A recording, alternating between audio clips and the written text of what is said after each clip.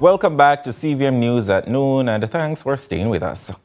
The Water Resources Authority, the WRA, is warning that flows in several rivers across the island have fallen significantly in recent years, reducing the amount of water available for some households and placing increasing pressure on Jamaica's water supply. This comes at a time when the island is already facing a severe drought. This isn't the first time, though, Jamaica has faced concerns about declining water levels.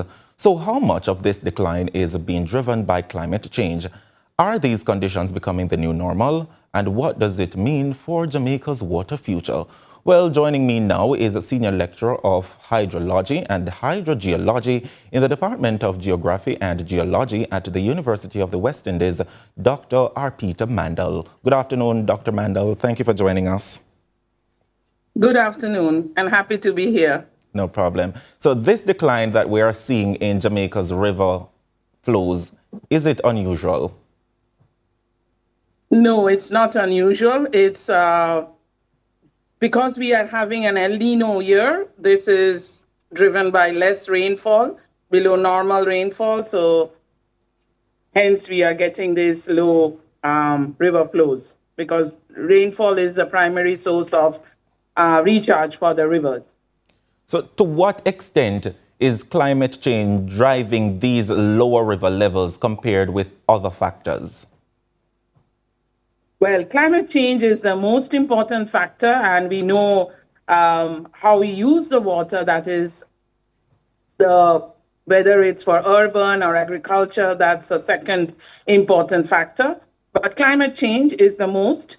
We are currently in an El Niño year. Last year, we had an active hurricane season. So we had all our rivers and reservoirs full. This year, the rainfall is very low, which is typical of the El Niño drying trend. So we are having very low flow in the rivers. And with this El Niño phenomenon, we're experiencing rising temperatures and changing rainfall. Now, how do these affect the country's rivers and water sources? Well, long-term impact will be, or I should not say so long-term, maybe if you don't see rain coming in September, October, not to scare you, but it's going to be bad.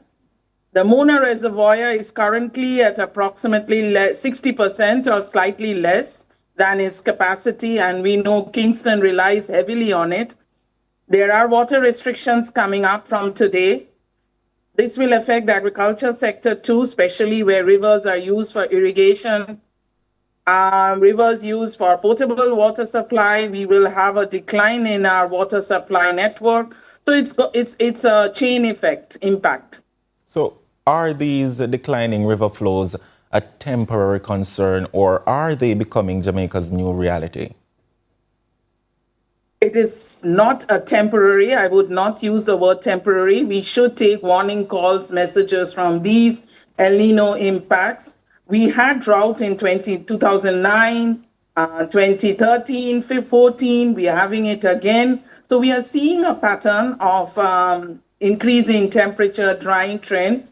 So it may be temporary in like people's memories are short. So once rain starts falling again, in October, if we are lucky, and everything gets filled up, then we will forget it until another year comes. But we are seeing a pattern, and this is important for people like in academia, in management, in practitioners, water resource practitioners. We are in the supply system to note this and plan and do the necessary steps. And at what point do declining river flows become a threat to Jamaica's drinking water supply? Well, when the river levels are like less than 10% or 5%, or river is completely dry. A nearest example being in Kingston is the Hope River. Many of us know, I wouldn't say we know, but many of us know that the Hope River is one of the main source of intake for the Mona Reservoir, and another one is the Yallas. We have seen from data measured by Water Resource Authority of Jamaica that the river flows have fallen drastically low in the years, as I mentioned, 2009, 14, 15, the drought period. So if we continue the monitoring, we will see a similar very low trend coming up in October, November, and going into next year. So And this is going to, I would say, dry up the river. So there will be no inflow into the reservoir, which is a direct one-on-one impact.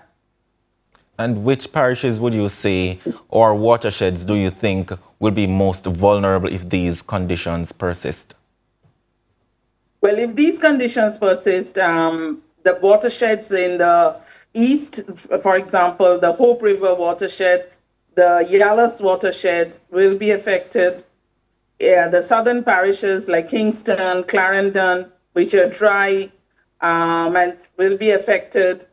St. Elizabeth, yes, to some extent, because it is also a drier area unless we get some heavy rains, and that is a breadbasket. So that's also will be affected. But if you look at the urban population, then of course, Kingston, St. Catherine, St. Andrew, these are the parishes which have always recorded impacts of drought. And our agriculture sector depends heavily on water supply. What does this mean for that sector, ecosystems, and communities that depend on these rivers every day? Well, if the river is being used for irrigation and the river levels are low, then of course it will impact the amount of water you can take from the river.